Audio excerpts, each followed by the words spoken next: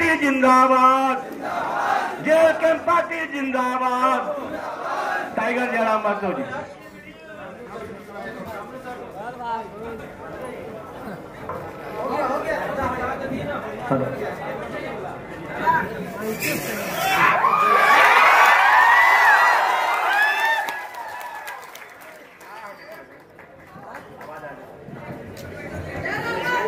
तो आज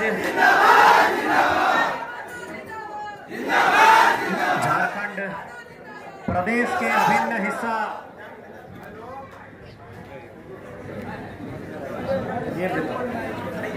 झारखंड राज्य के अभिन्न हिस्सा पलामू प्रमंडल के पलामू जिले के इस पावन धरती में हमारे बीच उपस्थित पलामू प्रमंडल के तीनों जिला गढ़वा, लातेहार से पलामू के दूर दराज ग्रामीण क्षेत्रों से चलकर आए हमारे अभिभावक, हमारे गार्जियन, हमारी माताएं, हमारी बहनें, हमारे नौजवान संगी साथियों, आज के इस कार्यक्रम को कवरेज दे रहे तमाम लोकतंत्र के चौथे स्तंभ के रूप में जाने वाले मीडिया बंधुओं, press media, electronics media, digital media तथा तमाम मीडिया के स्रोत, हमारे बीच स्थानीय पुलिस चौकी के सिपाही, हमारे बीच मंच में मंचासीन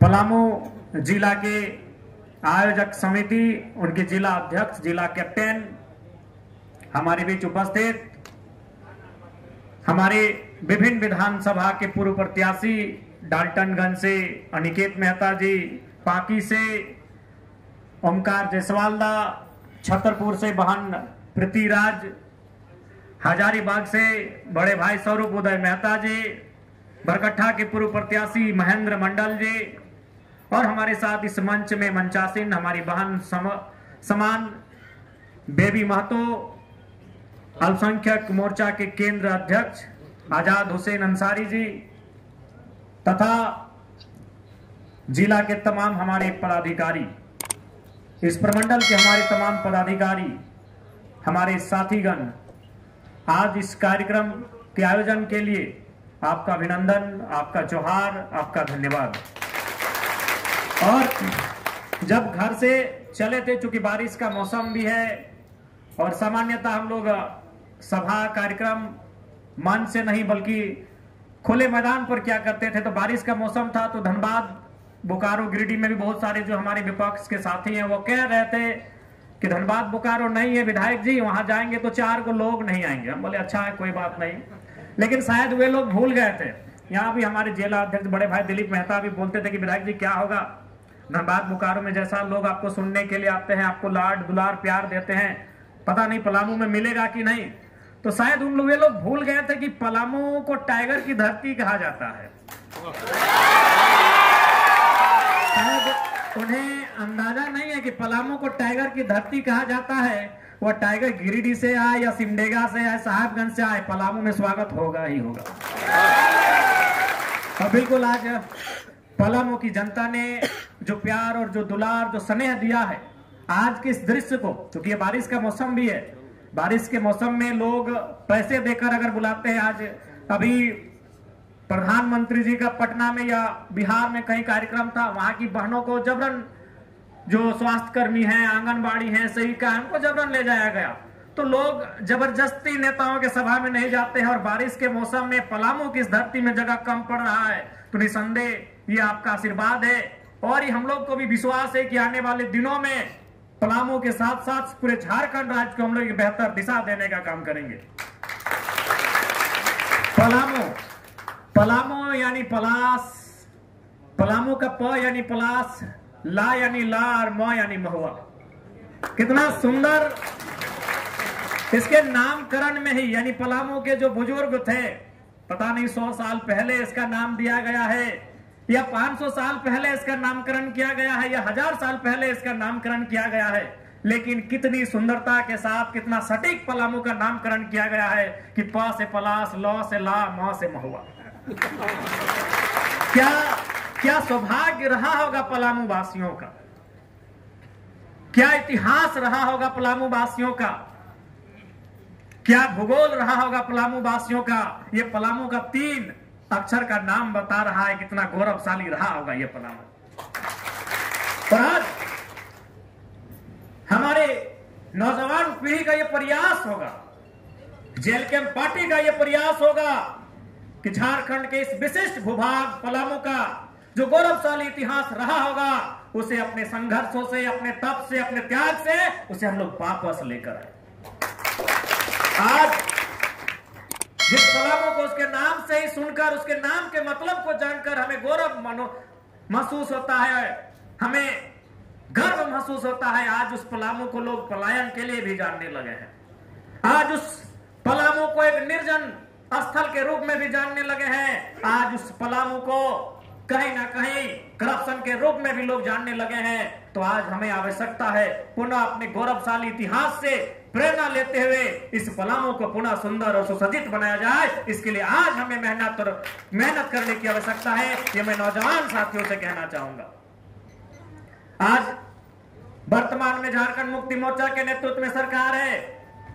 चुनाव से पहले, शायद इससे पूर्व के चुनाव में उनके जो टीम के कैप्टन हैं माननीय हेमंत सोरेन जी, उनके मुख से ही मैंने सुना था कि यदि उनकी सरकार आएगी तो पलामू को उप राजधानी बनाएंगे। मुझे लगता है आज आवश्यकता है पलामू को एक नई उप राजधानी बनाने की।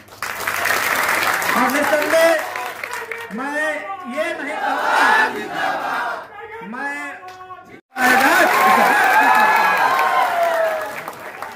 आप 29 कब आएगा, 29 में क्या होगा, मैं उसके लिए बात नहीं करूंगा। इसी सदन में पलामू को राजधानी बनाया जाए। इस सदन में खड़ा होकर हम इस बात को रखेंगे कि आज आपको क्या किया जाते हैं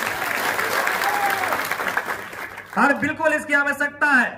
आज हम भी जब घर से आए तो हमने अपने अंगरक्षकों से कहा, हमारे जो ड्राइवर हैं, चालक हैं, उनसे कहा, हमारे जो साथी हमारे साथ आए हैं उनसे कहा कि आप लोग गूगल कीजिए कि किधर से रास्ता सही है पलामू जाने का। तो हजारीबाग चतरासे का रास्ता दिखा, एक बिहार से रास्ता दिखा। तो इन्होंने कहा विधायक जी रास्ता तो सामने आपका चतरा हजारीबाग से पड़ेगा, लेकिन अगर आप लोग थोड़ा, चूंकि आपको स्पीड पसंद है तो गया होके ही जाना होगा। बोले देखिए चूंकि हम लोग समय के पाबंद है, हम लोग 10 किलोमीटर एक्स्ट्रा चलेंगे लेकिन गया औरंगाबाद होके ही चलिए। तो इससे ये प्रतीत होता है कि आज सुविधाओं के लिए, आवागमन के लिए आवश्यकता है कि पलामू को, ये कोई भाषण नहीं, ये कोई चुनावी एजेंडा नहीं, पलामू की जनभावना है कि पलामू को उपराजधानी बनाया जाए। ये लोगों की जरूरत है, एक आम जनता की जरूरत है कि पलामू को उपराजधानी बनाया जाए। तो निसंदेह आगामी जो सत्र चलेगा इस बात को सदन के पटल पे जरूर रखा जाएगा कि आपने जो वादा किया था माननीय मुख्यमंत्री महोदय, मैया सम्मान योजना के अलावे भी बहुत सारे काम है जो करना चाहिए और आपको करने के लिए हम लोग बाध्य करेंगे। 29 क्या होगा नहीं होगा वो तो जनता तय करेगी, लेकिन इसी अभी जो समय बचा है इसी कालखंड में अकेले हम इन पे पर्याप्त पड़ रहे हैं। अब ऐसा समय आया है कि ये लोग हमारे समय में भी कटौती करने लगे हैं। ये तो आप घर से बैठकर अपने टेलीविजन में या किसी मोबाइल में देखते होंगे, बाकी विधायक खड़े होते हैं तो उनको कि ऐसा धागा खोलेगा जो पूरे राज्य को उसका चेहरा पता चल जाए। तो ये कहीं ना कहीं आपका विश्वास, आपका प्रेम, और चूंकि हम लोगों ने सबसे पहला हथियार माना है एजुकेशन को, हमने सबसे पहला हथियार माना है शिक्षा को, और आज ये शिक्षा ही है कि आज आपके बीच हम आए हैं और आप सुन रहे हैं। वरना अगर बात करें सुंदरता की तो इस झारखंड में हमसे सुंदर नौजवान कितने हैं। हम तो देखिए ना टकला मुंडा ऐसे आ गए हैं, एक सामान्य सा चप्पल पांव में पहने हैं, एक ये टी शर्ट भी है। आप दिलीप दाई जानेंगे कहां से ला दिए। हम बोले कि भाई हम रात में आए तो 2-4 जगह, अभी भी चूंकि आए तो 2-4 बारिश हो रही तो हम जो कपड़ा पहन के आए गंदा हो गया था। हम बोले दिलीप दाई सब थोड़ा सा कपड़ा मैला हो गया है, तो यही ड्रेस लिए, यही पहने और यही हम सुबह उठ के आपके बीच चले आए। तो इसलिए आज अगर आप हमें सुन रहे हैं, आज अगर पूरे राज्य के लोग हमें सुन रहे हैं, अपनी समस्याओं को हमारे पास लेकर जा रहे हैं, तो इसलिए नहीं कि हम अच्छा दिखते हैं, हमारी ऊंचाई अच्छी है, हमारी लंबाई अच्छी है, इसलिए कि लड़का जो भी बोलता है टू द पॉइंट बोलता है, पढ़ा लिखा लड़का है। इसलिए हमारा प्रयास यही रहेगा कि पढ़े लिखे नौजवानों को राजनीति में लाने का अवसर दिया जाएगा। देखिए बुजुर्ग लोग भी बैठे हैं, महिला लोग भी बैठे हैं, नौजवान भी बैठे हैं। कोई भगवान को मानता है, कोई ईश्वर को मानता है, कोई अल्लाह को मानता है, कोई जीसस को मानता है, कोई मरांग गुरु को मानता है, कोई बूढ़ा बाबा को मानता है। सबकी आस्थाएं हमारी अलग अलग हो सकती हैं, लेकिन हमारी जरूरत एक है। हमारे ईश्वर अलग अलग हो सकते हैं, हमारी पूजा पद्धति अलग अलग हो सकती है। कोई प्रार्थना करता है, कोई इबादत करता है, सबकी आस्था अलग हो सकती है, सबका मत अलग हो सकता है, लेकिन हमारी जरूरत एक ही है, वो है रोटी कुर्ता और मकान की जरूरत है। ये किसी की अलग नहीं है, ये किसी की अलग नहीं है। दिलीप मेहता भाई हो सके कृष्णा जी को मानते हैं, ओमकार जायसवाल जी शंकर जी को मानते हैं, आजाद हुसैन अल्लाह को मानते होंगे, लेकिन जरूरत इनकी भी वही है, रोटी कुर्ता मकान की। इसलिए आपको यह जानना होगा कि जिस आपकी आस्था जिस पर है, जिसके ऊपर आपकी आस्था है, उसने संसार को बनाया होगा। मैं उस पर बात विवाद नहीं करना चाहता हूं। उसने दुनिया को बनाया होगा, मैं उस पर बहस नहीं करना चाहता हूं। लेकिन आपको भी मालूम है कि आज अगर आपकी जरूरतों को कोई पूरा करेगा तो ऊपर में बैठा कोई ईश्वर खुदा भगवान नहीं, नीचे जो कानून है, नीचे जो सरकारें हैं, नीचे जो नीति नियम है, नीचे जो हमारे संसाधन है, वो आपकी जरूरत पूरा करेंगे। इस बात को आप भी जानते हैं, इस बात को आप भी जानते हैं कि यदि आपको चोट लगे तो आप अपने आराध्य देवी देवता के पास जाके धरना नहीं बैठते हैं, आप थाना में जाके धरना बैठते हैं, क्योंकि कानून ही आपकी मदद करेगा। इस बात को आपको व्यवहारिक रूप में जानने और समझने की आवश्यकता है। आस्था अलग जगह है, हमारे देवता, हमारे पूजा पद्धति वो अलग जगह है, लेकिन हमारे जो आज ये लोकतांत्रिक जो भारत है, इस लोकतांत्रिक भारत के जो तरीके हैं, जो व्यवस्थाएं हैं, उनके प्रति हमारी एक अलग आस्था होनी चाहिए, उनके प्रति हमारा नजरिया अलग होना चाहिए। इस बात को भी हमें तय करने की आवश्यकता है। इसलिए आज पलामू की पावन धरती में हम इतना जरूर कहेंगे कि आज राजनीति एक ऐसा जगह है जिससे हमारी समस्याओं का समाधान है। क्योंकि भारत राजा का देश नहीं है, भारत में राजतंत्र नहीं है, भारत में प्रजातंत्र है, भारत में लोकतंत्र है, भारत में जनतंत्र है, भारत में गणतंत्र है। और उस गणतंत्र का आधार भारत का संविधान है, और वो संविधान की रक्षा कौन करते हैं? राजनेता करते हैं, जिनको हम लोग या तो राज्य में असेंबली कहिए और देश में पार्लियामेंट कहिए। और वहां कौन चुन के जाते हैं? हमारे और आपके वोटों से लीडर चुन के जाते हैं। इसलिए लीडर का चुनाव बढ़िया होना चाहिए। आज हम अपने लीडर की शिकायत करते हैं, हम फिर चुनाव आता है, हम उनको वोट करते हैं, फिर चुनाव के 6 महीने बाद हम उनकी शिकायत करते हैं। तो उसका कारण कहीं ना कहीं हमारा नजरिया है, हमारी मानसिकता है। मैं आप सभी को तो नहीं कहूंगा, लेकिन ये सच्चाई है। मैं डायरेक्ट आपको नहीं कहूंगा, लेकिन ये सच्चाई है। आज चुनाव का प्रचलन क्या है हमारे राज्य में? आज चुनाव का प्रचलन क्या है हमारे देश में? कोई हमें 500 रुपया थमा दे, कोई हमें 1 बोतल शराब थमा दे, कोई हमें मांस मदिरा थमा दे, तो उन्हें हम वोट कर जाते हैं। एक बात दिल से सोचिए कि 500 रुपए में हम अपना ईमान बरकरार नहीं रख पाए तो विधायक लोग को 5 करोड़ का लालच मिलता है। कैसे ईमान रखते हैं?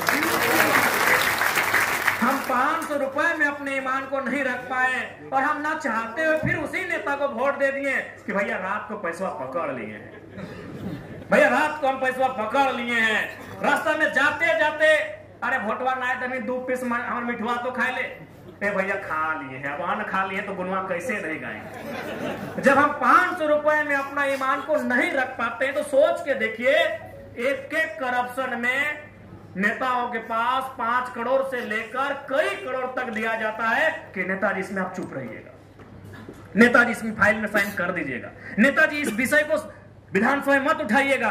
तो बताइए वो अपने ईमान रख पाएंगे? जब हम जनता 500 रुपए में ईमान को नहीं रख पाते हैं तो हम उस नेता से कैसे अपेक्षा रखें, कैसे उम्मीद रखें कि 5 करोड़ मिलने के बाद अपने ईमान को जिंदा रखेगा। इसलिए अगर वास्तव में इस राज्य को बदलना है तो ऐसे नेता चुनना होगा जिनमें मोह माया ना हो। जब तक उनमें मोह होगा, जब तक उनमें लालसा होगी निजी, जब तक उनमें अपनी महत्वाकांक्षा होगी, इस राज्य को नहीं बदल सकते हैं। ऐसे युवाओं को लाना होगा जिनमें मोह ना हो, क्योंकि उस सिस्टम में जाने के बाद आपको क्या लगता है कि हमें ऑफर नहीं आता है? दुनिया भर का ऑफर आता है, लेकिन लोग पीछे से बोलते हैं कि यार ये ना झुकेगा, ये तो देखते हैं शमशान घाट में जाके बैठता है, मोह माया से ऊपर हो गया है। वही लोग फिर बोलता है कि तो देखते हैं यार शमशान घाट में जाके वीडियो बनाता है। विधानसभा भी देखते हैं, 2 ठंडा के दिन में अपनी जैकेट पहन के आता है, देखें टी शर्ट के ऊपर एकदम गाँव घर के ऊपर टी शर्ट पहन के जाता है। तो आज अगर हम लोग को ऐसे युवाओं का चयन करना होगा, आज एगो डर भी है, जैसे बचपन में हम लोग का नानी डराती थी, खासकर हमारा नानी बहुत डराई है कि उस पीपल पेड़ के नीचे नहीं जाना शाम के समय, वहां को ब्रह्मचारी भूत है, वो जरिया वो जंगल में मत जाना, वहां सांप है बिच्छू है। उसी प्रकार आज लोग हमें युवाओं को डराते हैं कि राजनीति में मत आना, राजनीति दलदल है, राजनीति कीचड़ है, और नौजवान डॉक्टर इंजीनियर बनने लगते हैं और फिर उसी राजनेता को जाके पैरवी करते हैं कि हमारा यहाँ ट्रांसफर कर दे। जितना घर में बचपन में लोग डराते थे हमें कि वहां नहीं जाना, वहां भूत है, लेकिन वहां जब चले गए तो पता चला भूत नहीं है। तो ठीक उसी प्रकार आज नौजवानों को उस डर को जो इनके माइंडसेट में डाल दिया गया है कि राजनीति एक दलदल है, राजनीति एक कीचड़ है, वहां जाके देखिए ठीक है कीचड़ है, लेकिन किसने कहा साफ नहीं होगा? हाँ है कीचड़ है दलदल, लेकिन किसने कहा साफ नहीं होगा? आज साफ करने के लिए हम प्रयास कर रहे हैं कि नहीं? आज क्यों इनको हमसे तकलीफ है?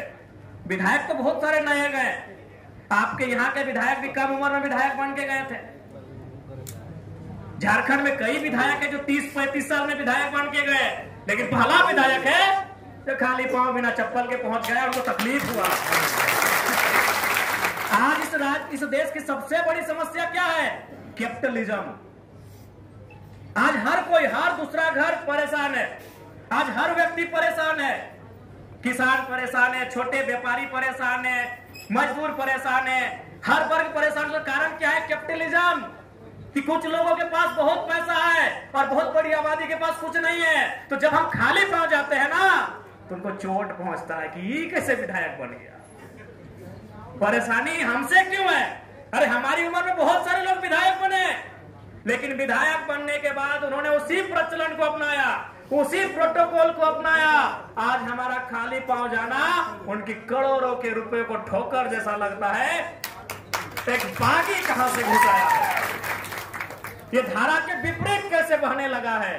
तो इसलिए आज आवश्यकता है राजनीतिक सुधार की, और पलामू की पावन धरती से यह विश्वास हो रहा है कि राजनीतिक बदलाव जरूर इस राज्य में होंगे, क्योंकि राजनीति है, ये व्यवस्था ही है जिसमें हम लोग आके इस व्यवस्था को बदल सकते हैं। व्यवस्था से इतर होकर इस व्यवस्था को नहीं बदल सकते हैं। इसलिए आज पलामू की पावन धरती में आज सभी से मेरा यह अनुरोध होगा कि आप राजनीति को समझें। अगर आज आप राजनीति को नहीं समझेंगे तो राजनीति आपको नहीं समझेगी। आपको राजनीति को समझना होगा, आपको लोकतंत्र के मूल्यों को समझना होगा, आज आपको कानूनों को समझना होगा, तभी जाकर इस राज्य को हम लोग बेहतर बना सकते हैं।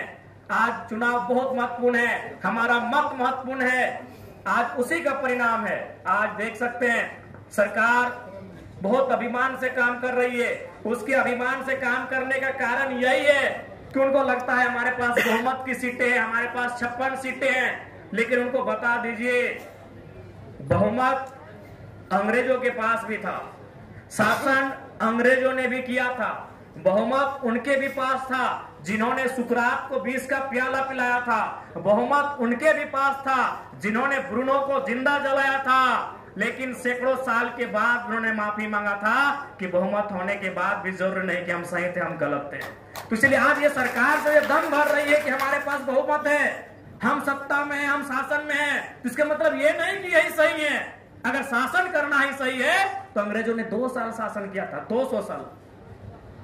अगर शासन करना ही सही का प्रमाण है तो इस देश में अंग्रेजों ने 200-250 साल शासन किया था। इसका मतलब ये नहीं कि वे लोग सही है, लेकिन ये तो है कि जनता ने उन्हें अवसर दिया है। क्योंकि आज हमारे देश का जो वोटर है, हमारे देश के जो वोटर्स है, उनका माइंडसेट एक अलग डिफरेंट का है, एक आइडियोलॉजी का हो चुका है कि भाई एक आइडियोलॉजी ये है कि एनडीए के साइड से जो भी आएंगे वो कोई भी रहे, बेकार रहे हमें मतलब नहीं, हम उनको वोट कर देंगे।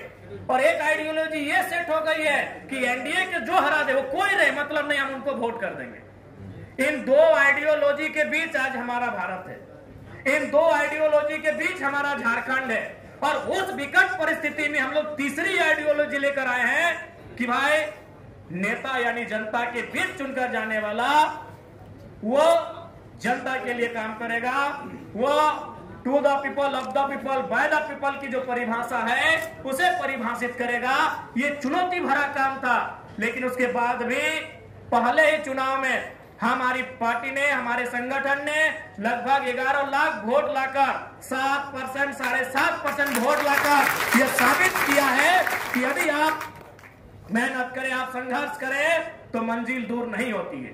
क्योंकि आज के डेट में तीसरा विकल्प के बारे में कोई सोच ही नहीं सकता है, लेकिन हमारा यह प्रयास बहुत ही बेहतर रहा है और इसके लिए सभी वे लोग बधाई के पात्र हैं जिन्होंने जेल कैंप के लिए इस विधानसभा के चुनाव में प्रचार प्रसार किया है।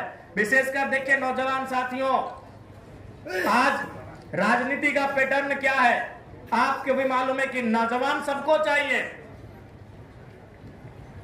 झंडा ढोने की बात है, युवा आगे आएंगे। दरी बिछाने की बात है, युवा आगे आएंगे। नारा लगाने की बात है, युवा आगे आएंगे। कुर्सी लगाने की बात है, युवा आगे आएंगे। नेताओं को चाय पानी करवाने की बात है, युवा आगे आएंगे। लेकिन अब टिकट बंटवारे की बात है तो युवा आगे नहीं आएंगे। लेकिन हमारी पार्टी ने उस पैटर्न को भी तोड़ा है और आप जाके उठा के देख लीजिए 71 में हमें लगता है कि 80-85% 30-35 साल के नौजवानों को हम लोगों ने चुनाव लड़ाया है। उस परिपाटी को हम लोगों ने तोड़ा है, क्योंकि हमारा मानना और आपका भी मानना है कि एक ऐसी अवस्था है युवा पीढ़ी जिनमें जुनून है, उनमें काम करने की क्षमता है। इसलिए आपसे भी आग्रह होगा कि राजनीतिक सुचिता को हमें समझना होगा। जिस प्रकार घर में जब हम जाते हैं तो दिन भर का जो हम लोग क्रियाकलाप करते हैं, एक बार जाकर आत्मचिंतन मंथन करते हैं कि आज हमारे घर का इनकम क्या हुआ, कहां कहां खर्च हुआ, कल हमारी प्लानिंग क्या है, किस खेत में पानी है, उसमें रोपाई कैसा होगा, उसमें खेतीबाड़ी कैसे होगा। अपने घर की जीविका का जो तरीका है उसको हम लोग चर्चा परिचर्चा में इसको भाग में लाते हैं। ठीक उसी प्रकार आपको राजनीति में आकर भाग लेकर चर्चा परिचर्चा करना होगा कि किस नेता का विजन कैसा है, कौन सा नेता, कौन सा लीडर, कौन से लीडर का समूह हमारे राज्य को आगे ले जा सकता है, कौन से लीडर का समूह हमारे जो समस्याएं आई हैं उन समस्याओं का निराकरण कर सकता है। ये आपको भी चिंतन मंथन करना होगा। 2029 बेशक अभी दूर है, लेकिन समस्याएं हमारे सामने हैं, मुद्दे हमारे सामने हैं। मैं आपको ये कहना चाहूंगा कि हमारी संख्या भले पलामू प्रमंडल में कम है, लेकिन दम है। आप लोग जो भी जनता के मुद्दे हैं उन मुद्दों के साथ अपने कार्य को, अपनी सेवा भाव को जारी रखें। जनता निसंदेह आने वाले दिनों में हमारे साथ जुड़ेंगी, अपना आशीर्वाद भी देंगी। इसलिए मैं पलामू प्रमंडल के तमाम कार्यकर्ता, तमाम पदाधिकारी, तमाम साथियों से कहना चाहूंगा कि जनता की जो समस्याएं हैं उसके साथ जुड़कर रहें। उन समस्याओं के साथ, चाहे वो प्रखंड स्तरीय रहे, जिला स्तरीय रहे, उन मुद्दों के समाधान के लिए अपन प्रयासरत रहें। निसंदेह पलामू की धरती में भी हम लोग बेहतर करने में सफल होंगे। और आज का ये कार्यक्रम, आज की ये सभा इस बात का प्रमाण है कि पलामू, धनबाद, बोकारो के तर्ज पर जेल कैंप की एक नई उभरती हुई पार्टी को अपना आशीर्वाद देने के लिए तत्पर है। आज पलामू के सोचते हैं कि हमारे झारखंड का 25 साल कैसा होगा, कहां हमारे साथ धोखा हो रहा है, किन क्षेत्रों में हमारे राज्य के साथ नुकसान हो रहा है। लेकिन बाकी लीडर जाके क्या सोचते होंगे, यही सोचते हैं कि जमीन के किनारे कहां 5 एकड़ जमीन मिल रहा है, खरीद लेंगे और अपना बाबूजी के नाम से अस्पताल, चाहे कॉलेज, यूनिवर्सिटी बनाएंगे। यहाँ के लीडर का विजन समाप्त हो रहा है। जब भी हमको मौका मिलता है हम अपने साथियों से यही चर्चा करते हैं कि ये स्थिति होने वाली है, अगर ये हम नहीं किए तो कोयलांचल में ये हो जाएगा 20 सालों में, अगर इन चीजों का कानून नहीं बना तो ऐसा होगा हमारा हाल, अगर ये सुधार नहीं हुआ तो। लेकिन बाकी नेता जाके क्या करते हैं कि सड़क के किनारे कहां जमीन मिल जाए। बाकी नेता क्या करते हैं कि कौन सा दुकान मार्केट में बिक रहा है उसको हम अपना लें। तो इसलिए आज बहुत आवश्यकता है नेता के चयन की। जैसे आज हमें अगर अपने बच्चों को पढ़ाना है तो हम बेहतर टीचर की तलाश करते हैं, अगर कोई केस लड़ना है तो बेहतर एडवोकेट की तलाश करते हैं, इलाज कराना है तो बेहतर डॉक्टर की तलाश करते हैं। लेकिन हमारा दुर्भाग्य है बेहतर लीडर की हम तलाश नहीं करते हैं। यही हमारी सबसे बड़ी खामी है। हमें बेहतर लीडर की तलाश करनी होगी, एक ऐसे लीडर की तलाश करनी होगी जो अपने से पहले जनता के बारे सोचे। एक ऐसे लीडर की तलाश करनी होगी। मानते हैं ऐसे लीडर का चुनाव करना, ऐसे लीडर का चयन करना बहुत ही दुर्लभ है, आसान नहीं है कि अब ऐसे लीडर मिल जाएंगे। क्योंकि लीडर ना बनने से पहले वे बहुत कुछ कहते हैं, बहुत कुछ बोलते हैं, लेकिन लीडर बनने के बाद वो उसी परिपाटी को फॉलो करते हैं। लेकिन आज मैं आपको विश्वास के साथ बताना चाहूंगा कि डुमरी विधायक जयराम महतो उन प्रोटोकॉल को बहुत दूर रखता है, उस परिपाटी को भी बहुत दूर रखता है। लीडर बनने से पहले जो हमने कहा था, लीडर बनने के बाद भी हमारा व्यवहार वही है, यह आपको पूरे विश्वास के साथ कहना चाहेंगे। कल ही रात को आपके सर्किट हाउस में हम आए, कल ही रात को आपके सर्किट हाउस में आए। अनुमान आप भी जानते हैं कि कोई अतिथि आते हैं, विशेषकर जो विधायक IAS IPS तो सर्किट हाउस में ठहरते हैं, और सर्किट हाउस के जो कर्मचारी हैं उनको भी मालूम है कि दूसरे जिले के, दूसरे राज्य के विधायक आते हैं तो हम उनको यहाँ ठहराते हैं। बेशक उन्होंने भी हमारे लिए वही इंतजाम किया था, लेकिन विधायक का एक प्रोटोकॉल होता है, मैंने बार बार कहा, एक प्रोटोकॉल, एक परिपाटी। उन्होंने हमारे लिए एक अलग कमरा लगाया था, बाकी 2 कमरे थे जिनमें हमारे बॉडीगार्ड रहते हैं, जिनमें हमारे साथ जो आए थे। तो हमने देखा, बोला अरे विधायक वाला प्रोटोकॉल जब हम फॉलो नहीं किए तो 2 को बिछौना हाथ इसी में दे दीजिए, हम लोग 4-5 को यहीं सो जाएंगे। ये विधायक का परिपाटी नहीं होता है। और सारे विधायक आपने देखा होगा, सुना होगा, समझा होगा। फिर हमने अपने अंगरक्षकों को कहा कि बैठाई है, दरियोरी जो भी है, बिस्तर एक है, लेकिन जगह बहुत है, यहीं बिछाइए। क्योंकि हम जो विधायक की परिभाषा है, विधायक की जो परिपाटी है, इसे ही बदलने के लिए आए हैं। विधायक यानी एक तरह से जनता के लिए ईश्वर का अवतार। उसे कहना है कि ईश्वर का अवतार कोई मसीहा नहीं, वो आपका चुना हुआ, आपके वोट से चुना हुआ जनप्रतिनिधि है, वो आपका प्रतिनिधि है। इस बात को उन्हें आभास दिलाने के लिए आए हैं। इसलिए हमने अपना जो जनता से मिलने का भी तरीका, उनसे बार बार कहते हैं कि सुबह 6 बजे 5 बजे आके हमारे घर के बाहर खड़ा होने कोई आवश्यकता नहीं है। आराम से खा पी के टंच होकर 10 बजे आइए, हम आपके लिए सारे सुबह 10 बजे से लेकर रात 8 बजे तक बैठेंगे, जबकि आपकी समस्या को ना सुन ले। लीडर की परिभाषा को बदलने की आवश्यकता है इस राज्य में। लीडर माने एक देवतुल्य, लीडर यानी एक मसीहा, ऐसा लोगों के माइंडसेट में फिट कर दिया गया है। इसीलिए लोगों को हमसे तकलीफ होती है। बाकी सभी विधायकों को किसी से लहरे चाहे नहीं लहरे, हमसे खूब लहरता है, क्योंकि हम परिपाटी को ही चेंज करने के लिए आए हैं। आज बहुत सारे लोग कहते हैं कि नहीं, आप सिंपलिसिटी का दिखावा करते हैं। बोले तब करके दिखा दीजिए।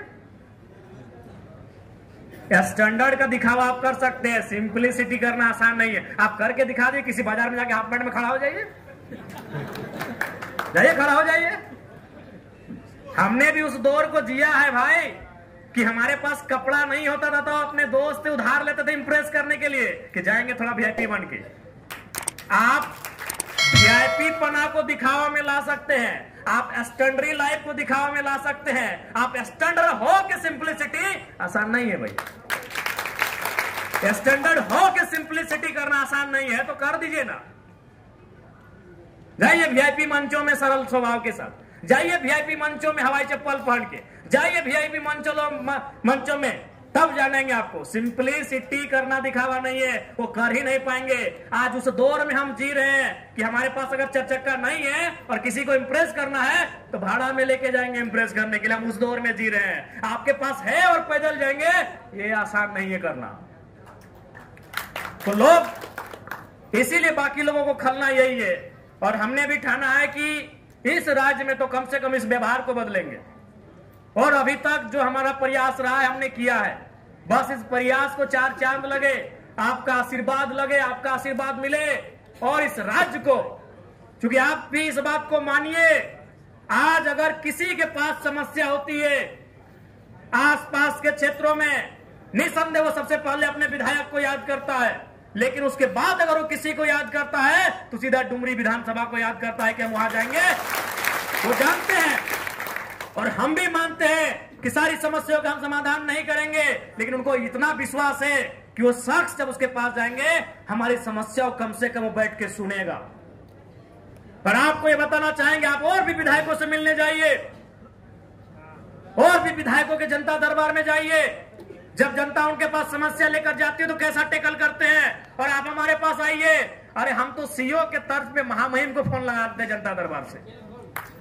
आज धनबाद के कार्यक्रम में महामहिम ने मेरा जब नाम लिया तो उसमें बहुतों के पेट में दर्द हुआ है, लेकिन कारण है महामहिम देख रहे हैं कि ये लड़का जब भी होता है हर दूसरा दिन हमको टेलीफोन घुमाता है कि महामहिम ये समस्या है।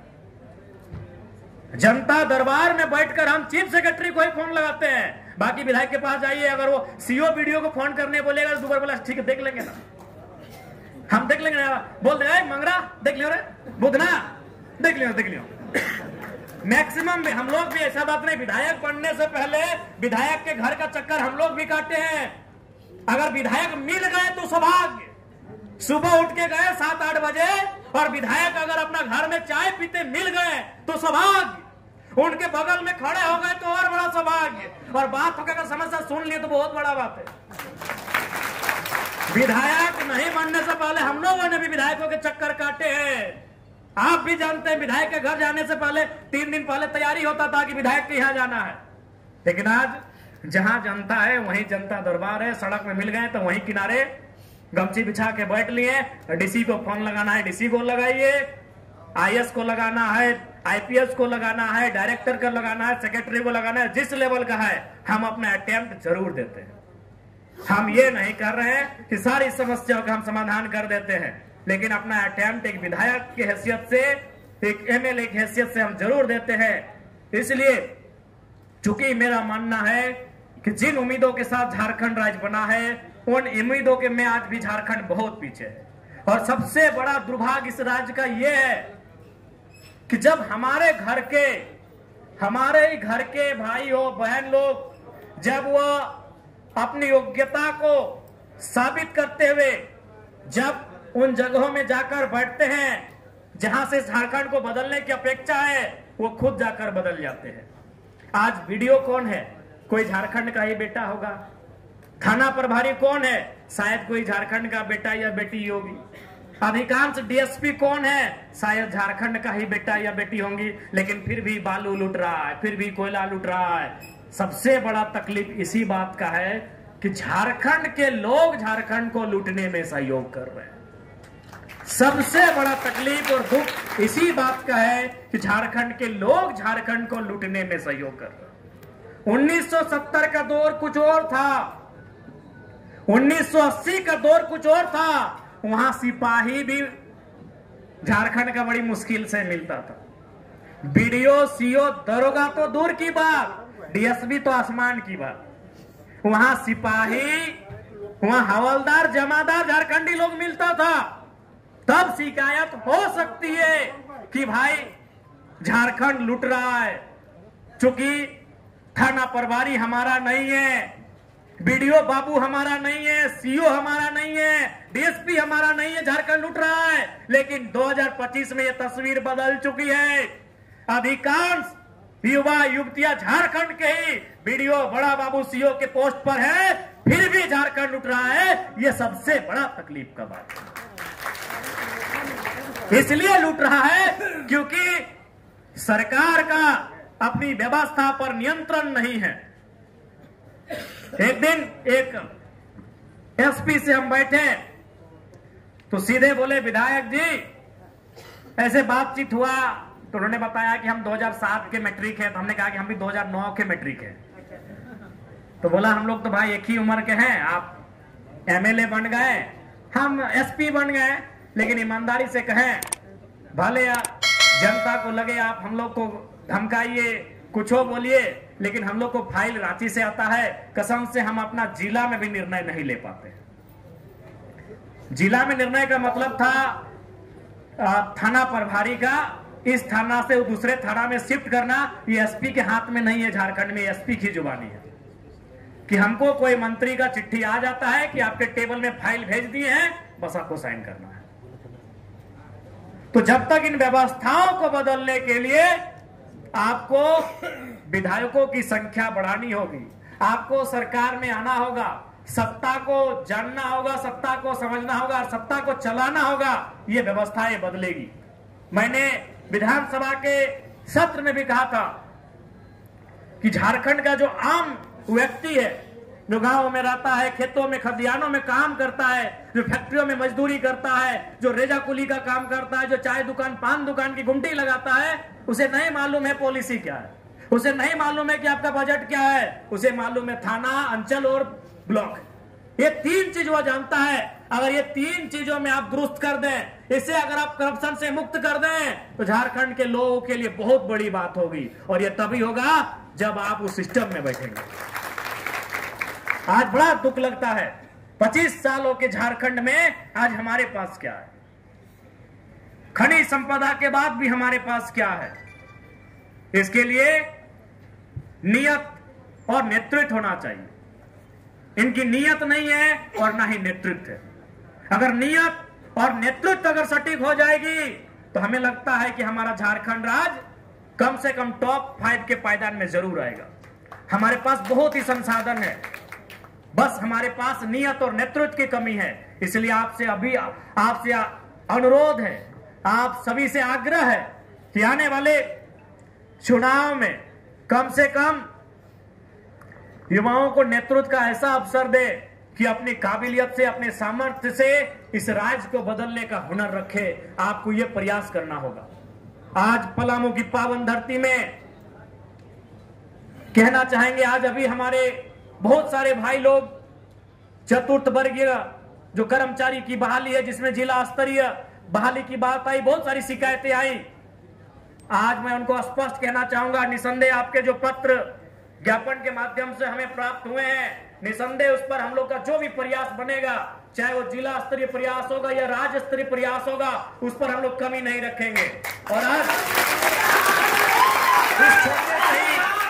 इस छोटे से ही 6 महीने का कार्यकाल में हम लोगों ने करके दिखाया है। चाहे जेपीएससी के चेयरमैन नियुक्ति का मामला हो, सदन में हमने सवाल उठाया, 1 सप्ताह में चेयरमैन को नियुक्त किया गया। पलामू के बहुत सारे भाई जेपीएससी का जो ये रिजल्ट प्रकाशन के मामले को लेकर आंदोलन कर रहे थे, जिनमें विशेषकर पलामू प्रमंडल के भाइयों की भागीदारी कुछ ज्यादा थी, वो आमरण अनशन पर बैठे थे। उस अनशन को हम लोगों ने, मैंने जाकर तोड़ा, उनसे कहा कि यही रीत है कि युद्ध करिए, फिर आराम करिए, फिर खा पी के टाइट होकर युद्ध करिए। उनके अनशन को तोड़ा, उनको हमने महामहिम से लाया और महामहिम से मैंने सख्त आग्रह किया कि महामहिम, जब त्राही त्राही लोग ये करते हैं तो महामहिम को लोग याद करते हैं। आज छात्र त्राही त्राही कर रहे हैं, आपको इसको संज्ञान लेना होगा और कम समय में रिजल्ट का प्रकाशन कैसे हो, आपको मार्गदर्शन करना होगा। और वो हमारा ही प्रयास था कि हमें लगता है कि महामहिम के उनसे मिलने के शायद 3 दिन के बाद ही जो रिजल्ट 11 महीना से पेंडिंग था, उस रिजल्ट का प्रकाशन किया जाता है।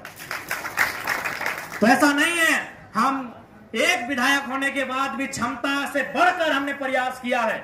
अब चाहे अपनी बात को विधानसभा में रखना हो, चाहे कोई मसला हो, कोई मुद्दा हो, उस विषय को मैंने मजबूती के साथ रखने का प्रयास किया है। लेकिन आपको भी मालूम है, कोई भी विधायक रहे, कोई भी पार्टी रहे, वह उतना ही ज्यादा मजबूत होता है जितना उसके पास विधायकों की संख्या होती है। इस बात को ध्यान में रखिएगा। आज हमारे पूर्व के वक्ताओं ने भी कहा कि आज बहुत सारे लोग अफसोस कर रहे हैं कि काश इस नौजवान के साथ इसके जैसे और 4-5 विधायक भेजे होते तो आज विधानसभा के रूपरेखा कुछ और होता। आज विधानसभा का रूपरेखा कुछ और होता जब एक विधायक बन के हम विपक्ष की भूमिका में हैं। आप जो विपक्ष के राजनीतिक दल है उनसे भी पूछिए, आज एक अकेला विधायक हो गया, अभी 2-3 मिनट का समय में हम विपक्ष की भूमिका निभा रहे हैं। तो जिस दिन हमारे पास आधा दर्जन विधायक अगर हो जाते हैं और वो समय 15 मिनट 20 मिनट का हो जाता, तो सोच लीजिए सत्ता पक्ष कहां रहता। आज हमारे एक सवाल से ये हम लोग अपनी प्रशंसा नहीं कर रहे हैं। आपने देखा होगा कि सवाल था हमारा इरफान अंसारी जी से और खड़ा हो गए हेमंत सोरेन जी। उनको भी मालूम था कि ना इरफान जी पता नहीं कहीं गजबाजा ना जाए, टाइगर कहीं इनको फंसा लेना अपने जाल में। देखे कि नहीं आपने? एकदम सिंपल सा सवाल था, किसानों के मसले पर एकदम सीधा सवाल था। इरफान अंसारी जी 2-3 लाइन बोले जयराम जी बताइए, समझ नहीं पा रहे। बोले गजब कर रहे, आपको समझ में नहीं आ रहा, एकदम सिंपल सवाल पूछ रहे हैं। मुख्यमंत्री को लगा नहीं भाई थोड़ा सा डैमेज कंट्रोल करते हैं। आपने देखा होगा एक दिन नहीं 2-3 दिन कई अवसर पर आपने देखा होगा कि हमारे सवाल का उत्तर देने के लिए खड़ा हुए कोई और मंत्री, और जवाब देने के लिए सीएम साहब को भी खड़ा होना पड़ा। तो आप अनुभव कीजिए कि अगर मेरे साइड से अगर विधायकों की संख्या बढ़ेगी तो सदन का परिणाम क्या होगा, सदन का माहौल क्या होगा। और एक बात तो ईमानदारी से आप भी जान रहे, पता नहीं पलामू का हम नहीं कहेंगे, लेकिन उत्तरी छोटा नागपुर, कोल्हान और छोटा नागपुर के बारे में यही कहेंगे कि विधानसभा का जो डिबेट जिस चैनल में चलता है ना, उसको अभी लोग जाके सब्सक्राइब किए कि जरा मातो क्या बोलेगा। लोग गांव देहात में नहीं जानते थे कि डिबेट कौन चैनल में चल रहा है और विधायक लोग वहां क्या बोल रहा है। उस चैनल को अभी जाके लोगों ने सब्सक्राइब किया है और अभी उसका संख्या भी बढ़ा है। एक विधायक आने से इतना माहौल बदला है, एक विधायक आने से इतना परिपाटी बदला है। जिस दिन दर्जनों विधायक आएंगे, 20, 22, 24 और वो संख्या 40 के पार होगी, आप कल्पना कर सकते हैं ये राज्य जरूर बदलेगा, बशर्ते उसमें निष्ठा होनी चाहिए। इसलिए आज आप सभी से आग्रह होगी और निसंदेह आज झारखंड की सबसे ज्वलंत मांग स्थानीय नीति है। आज देखिए कि आंदोलन हम लोग झारखंड में कर रहे हैं और इसका असर बिहार में हो रहा है। बिहार में नेता प्रतिपक्ष माननीय तेजस्वी साहब कह रहे हैं कि हम अब बिहार में अगर सरकार बनेगी तो बिहार की जो नौकरियां हैं वो 100% बिहारियों को दी जाएंगी। आंदोलन झारखंड में हो रहा है, असर बिहार में हो रहा है। आज जन स्वराज पार्टी आज अपने जब कैंपेन में जाती है, चुनाव कैंपेन में, वो जाके झारखंड के 80 विधायक नहीं, एक लौते विधायक के उदाहरण को रखती है कि झारखंड की असेंबली में एक नया विधायक आया है गरीब घर का, जाइए उसको सुनिए, उसको देखिए कैसे अकेले वो सदन में जनता की बातों को उठाता है। आंदोलन हम झारखंड में कर रहे हैं, असर बिहार में हो रहा है, ये आपसे छुपा नहीं है। इसलिए आज इस राज्य की आवश्यकता है स्थानीय नीति, इस राज्य की आवश्यकता है नियोजन नीति, इस राज्य की आवश्यकता है तमाम वो नीतियां जिस राज्य को मजबूत कर सके। इसलिए उस दिशा में अगर हमें बढ़ना है तो आपको राजनीति में बदलाव करने ही होंगे। ये आज से आपसे अपील करने के लिए आए हैं। निसंदेह हमें काम करने के लिए लगन है, उत्सुकता है, संभावना है, बस संख्या नहीं है। संख्या बढ़ेगी, संभावना बढ़ेगी, उत्सुकता बढ़ेगी। इसलिए आपसे आग्रह है, एक बार जरूर आत्ममंथन करें, जरूर आत्मचिंतन करें कि इस बार झारखंड की राजनीति की जो परिपाटी है उसे बदलना है या नहीं बदलना है। यह धरती वीरों की धरती है, चाहे वो नीलांबर पीतांबर रहे, राजा मेदिनी राय रहे या गणपत बाबू रहे। अनगिनत किस्से इस मिट्टी से जुड़े हैं, अनगिनत आंदोलन की दास्ता को इस मिट्टी ने देखा है। लेकिन आज हमारी सूझबूझ नहीं होने के कारण, आज राजनेताओं में विजन नहीं होने के कारण उस गौरवशाली परंपरा को, उस गौरवशाली इतिहास को मिट्टी में मिलाने में लगे हैं। तो आज हमें आवश्यकता है आगे आकर अपने कर्तव्य के अनुपालन करने की आवश्यकता है। ये पलामू की धरती में हम एक एक जनवासी से, एक एक जनता जनार्दन से कहना चाहेंगे और आपसे पुनः कहेंगे, ऐसा नहीं है आप जेल कैंप पार्टी को लेकर, आप जयराम महतो के नेतृत्व को लेकर फैसला करने में भी 4 साल समय है। तब तक आप हमारे कार्यक्रमों को, आप हमारे क्रियाकलापों को, आप हमारे जो तौर तरीके हैं उनको बिल्कुल पूरा 4 साल अध्ययन करके ही निर्णय लीजिएगा। जल्दबाजी में कोई निर्णय मत लीजिएगा। हम लोग थोपा हुआ लीडर बनने नहीं आए हैं, हम लोग जबरन आपसे वोट मांगने या राजनीति करने नहीं आए हैं। आपको समय दे रहे हैं कि आप समय लें, आप अपने मस्तिष्क का उपयोग करें। क्योंकि हम अभी शादी ब्याह 2-4 को बचले हैं, 3 महीना से हम लोग लड़का लड़की देख रहे हैं। मौसा अलग गए हैं, मामा अलग गए हैं, फूफा अलग गए हैं, जीजाजी अलग गए हैं। जब अपना बेटा या बेटी का विवाह करना है उसके लिए हम इतना समय ले रहे हैं, तो अपने राज की बागडोर किसी को देना है तो उसके लिए भी समय लेने की आवश्यकता है, उसके लिए भी आपको सोचने की आवश्यकता है। आप सोचिए, जिसको भी देना है, जिसके भी हाथों में नेतृत्व देना है, आपको सोचने की आवश्यकता है। आज माननीय हेमंत सोरेन जी के नेतृत्व में जो सरकार चल रही है, आपको भी मालूम है एक परिवार की सरकार चल रही है। चूंकि उनकी अर्धांगिनी एक स्त्री है, इसीलिए हम टिप्पणी विशेष नहीं करेंगे। चूंकि मेरा एक मर्यादा है, हम स्त्री चाहे वो विधायक सांसद, हम विशेष टिप्पणी विशेष तीखी आलोचना नहीं करते हैं। लेकिन कुछ सच्चाई आप भी देखे होंगे, कुछ चीजें आप भी देखे होंगे जो प्रोटोकॉल के अनुसार नहीं है। आप बहुत सारे कार्यक्रम देखे होंगे, बहुत सारी तस्वीरें आपके सामने आई होंगी कि महामहिम बैठे हैं, बगल में मुख्यमंत्री बैठे हैं, बगल में उनकी अर्धांगिनी बैठी हैं। मैं उन पर टिप्पणी नहीं कर रहा हूं, लेकिन प्रोटोकॉल और मर्यादा के हिसाब से उचित नहीं है, चूंकि एक विधायक है। और जो बाकी विधायकों का सम्मान है, वो सम्मान उनको भी मिलना चाहिए, लेकिन बिल्कुल उसके दूरे हटके राजतंत्र जैसा परिदृश्य देखने को मिलता है। ये तस्वीरों में आपने देखा होगा।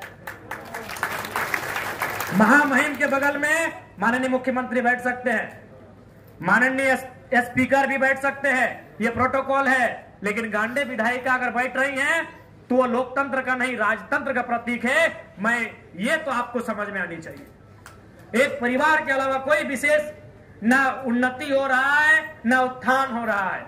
आज आदिवासी सरकार कहने वाले, आदिवासी तो लगातार सड़कों पे है, आदिवासी समूह लगातार सड़कों पे है। चूंकि बेशक उनको विरासत में राजगद्दी माननीय महोदय को मिल गया है, लेकिन विजन कहां से लेके आएंगे? विजन वो कहां से लेके आएंगे? उसमें भारी कमी रही। राजगद्दी तो उनको मिल गई, चूंकि निसंदेह उनके पिताजी आंदोलनकारी है, सर्वसहमति से आंदोलनकारी है, उसमें कोई दो राय नहीं है। लेकिन उनको तो विरासत में मिला, विरासत में गद्दी तो साहब जी को मिल गई। लेकिन इस राज को गति से कैसे बढ़ाना है वो आपके सामने है। एक भी परीक्षा का परिणाम इस राज्य में बिना किसी विवाद के प्रकाशित ही नहीं होता है। एक भी नियुक्ति इस राज्य में बिना किसी विवाद के दिया ही नहीं जाता।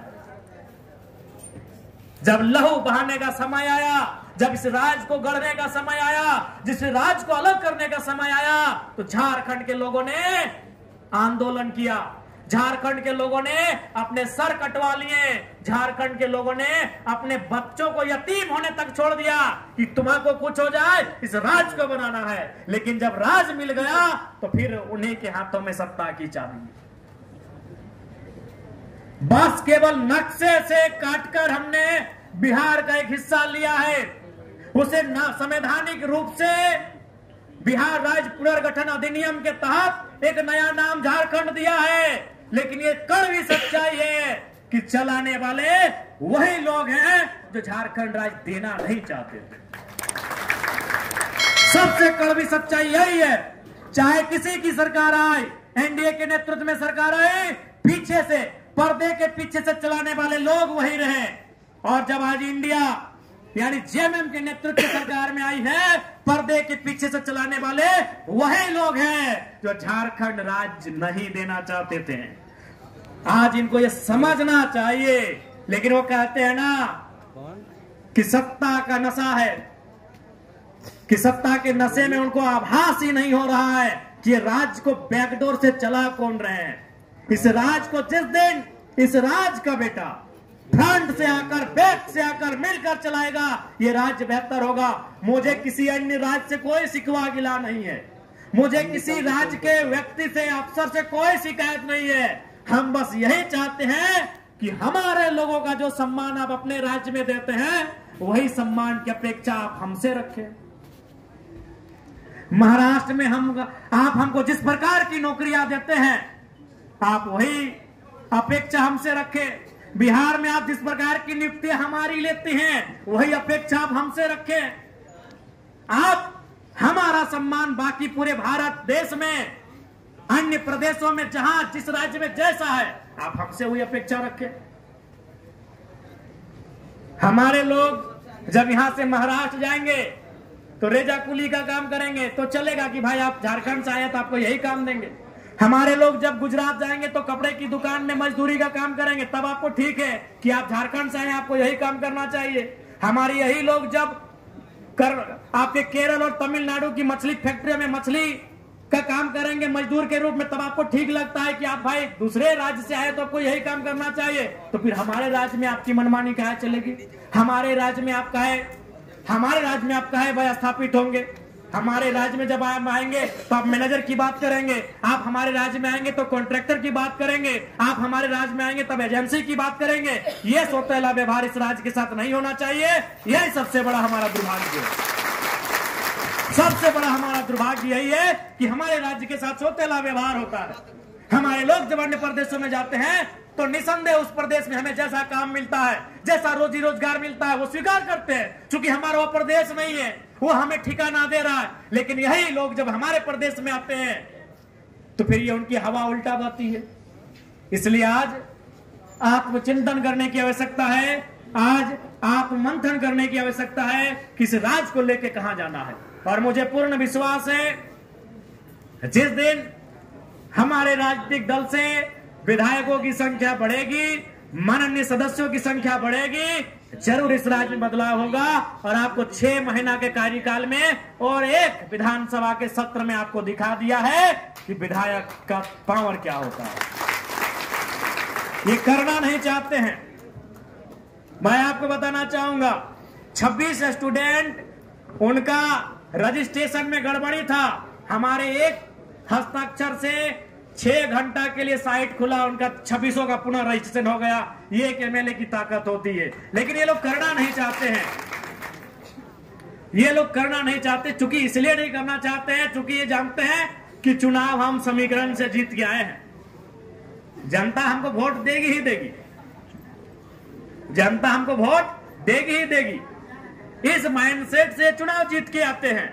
लेकिन उसके विपरीत हमारा स्थिति अलग है। हमको मालूम है कि हम लोग अच्छा नहीं करेंगे तो अगला बार पता नहीं हम लोग को जनता वोट भी देगी कि नहीं, क्योंकि हम लोग तीसरी पार्टी के रूप में आए हैं, थर्ड फ्रंट के रूप में आए हैं। तो हम लोग इस बात को जानते हैं। इसलिए आज कहीं भी रहे, कैसी भी रहे, किसी भी क्षेत्र की रहे, हम लोग का प्रयास होता है कि जनता की समस्याओं को सुने और उसका निराकरण करें। आज पलामू की धरती इतना गौरवशाली और गरिमामय इतिहास रहा है, लेकिन आज अन्य जिलों की तरह पलामू क्षेत्र की भी स्थिति जो है वो कहीं ना कहीं दिन ब दिन बदसूरत होते जा रही है। आज आवश्यकता है सरकार को इस क्षेत्र में रोजगार सृजन करने की। आज पलामू एक समतल परिपाटी का क्षेत्र है, यहाँ नए उद्योग धंधे बसाने की आवश्यकता है। आज आवश्यकता है यहाँ की बड़ी बड़ी जो नदियां हैं उनके पानी को एकत्रित करके उनको किसानों तक पहुंचाने की आवश्यकता है। आज आवश्यकता है नए नए वैकल्पिक रास्ते तैयार करके यहाँ के नौजवानों को रोजगार से जोड़ा जाए और जो हताशा निराशा भरे जीवन जीने के लिए बेबस मजबूर हो रहे हैं उन युवाओं में उम्मीद की एक नई किरण जागे। ये सरकार को रास्ता तलाश करने की आवश्यकता है। मैं निसंदेह विधानसभा के सत्र में सरकार पर आसन के माध्यम से इन बातों को जरूर संप्रेषित करूंगा कि राज्य की दिशा को किस ओर लेकर जाना है। बशर्ते समय मिल जाए, क्योंकि समय नहीं मिल पाता है। और खड़ा होते ही अध्यक्ष महोदय बोलते थोड़ा टाइम को देख लीजिएगा। हम बोले जो करना है भाई आप, क्योंकि विधानसभा की एक गरिमा है। जैसे गांव घरों में अगर हमारा किसी से विवाद होता है और उस विवाद से लगता है कि हमें न्याय नहीं मिला है तो हम बोलते हैं कि चलो तुमको कोर्ट में देख लेंगे, क्योंकि उस कोर्ट में हमारी आस्था है कि भले थाना प्रभारी नहीं हमको मेरा पक्ष सुन लिए, बीडीओ सीओ भले हमको दरकिनार कर दिए, एसपी डीएसपी हमको दरकिनार कर दिए, लेकिन शायद कोर्ट में न्याय हो जाएगा। इसीलिए आम व्यक्ति बोलता है चलो कोर्ट में देख लेंगे। अब आज लोग ये भी बोलते हैं कि विधायक जी विधानसभा उठाए दियो ना। उसको लगता है कि शायद विधानसभा में जो बातें आएंगी उस पर काम होगा, क्योंकि वहां वन टाइम इस राज्य के 81 विधायक बैठे होते हैं। इसलिए उसकी आस्था होती है कि शायद विधानसभा में जो बातें उठेंगी शायद उन पर काम हो। इसलिए समय का बहुत महत्वपूर्ण स्थान है। लेकिन फिर भी हम लोग सड़क में भी लड़ना जानते हैं और स्पीकर के सामने भी लड़ना जानते हैं। लड़ झगड़ के अपना समय ले ही लेते हैं।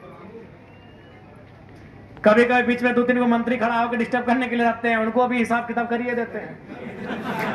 हम नहीं बकसते हैं। उनको मालूम है ये बोलेगा तो सटीक बोलेगा। बाकी आपको मालूम है राजनीति का भी नियम क्या है कि फुटबॉल को एक बार आप गोल कीजिए, एक बार हम करेंगे। आप कोई तीसरा आके खड़ा होगा तो इनको दिक्कत। आप किसी भी क्षेत्र में जाइए जहां हम लोग को वोट आया है ज्यादा, अगर जेएमएम जीता है तो उसको बीजेपी से शिकायत नहीं है, जेलकेम को कंट्रोल करना है। तीसरा फ्रंट एक नया राजनीतिक स्तर कोई भी मतलब चाह ही नहीं रहा। अगर वहां बीजेपी जीता है तो उसको जेएमएम से तकलीफ नहीं है, उसको जेल कैंप से तकलीफ है। अगर वहां जेएमएम जीता है तो उसको बीजेपी से तकलीफ नहीं है, उसको जेल कैंप से तकलीफ है। क्यों नहीं? परिपाटी से हटकर आया है, ये व्यवस्था से हटकर आया है, ये बगावत लेके आया है, ये विद्रोह लेके आया है। ये बातें उनको पच नहीं रही है, तो इसलिए अब ये जनता को तय करना है, जनता को तय करना है, क्योंकि ये जनता का देश है। ये जनता को, जनता के लिए, जनता के द्वारा, ये हमारा संविधान है, हमारा कानून है, हमारी व्यवस्था है, इसलिए अब ये जनता को तय करना है।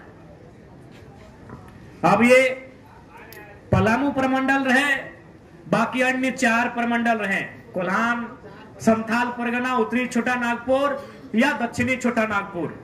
अब ये इस राज्य के राज्यवासियों को तय करना है कि आप इस राज्य को किस दिशा में लेकर जाना चाहते हैं। बाकी पुनः चूंकि समय बारिश का है, ज्यादा समय हम नहीं लेंगे। निसंदेह हम लोग जो विचार अपना रखने के लिए आए हैं, और पलामू के लोग बहुत समझदार हैं, चीजों को बहुत करीब से समझते हैं। आप परखने में माहिर हैं, आप समझने में माहिर हैं, आपको समझ में आ रहा है कि करना क्या चाहिए और ना करना चाहिए क्या, यह आपको भली भांति समझ में आ रहा है। तो बस आज आप के बीच ये कह के जा रहे हैं कि एक प्रण लेकर हम लोग निकले हैं, उत्साह के साथ निकले। Sorry, it's DJ.